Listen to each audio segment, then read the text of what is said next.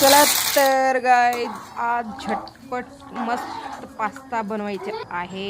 आता ठेवले कढईमध्ये टाकले टमाटर, 2 टमाटर घातलेला आहे मोठे मोठे आणि गोल ठेवले। त्यानंतर लसूणच्या नंतर आता येणार कांदे पण टाकलेला आहे तेलातच।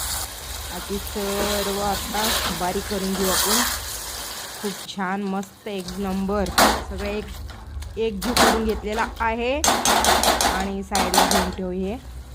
आणि हळद टाकलेला आहे, लाल पावडर आणि लाल तिखट मिरची पावडर, हे दोन्ही तिन्ही मीठ वगैरे टाकलेला आहे। आता परत एकदा सर्व एकजीव मिक्स करून घेऊ, परतून घेऊ आता खालीवर आणि शिजलेला वाव खूप छान मस्त एक नंबर गिरवी झालेला आहे। बघितले तर तोंडाला पाणी सुटले आणि कढीपत्ता वगैरे सर्व मिक्स केलेला आहे सध्या मी।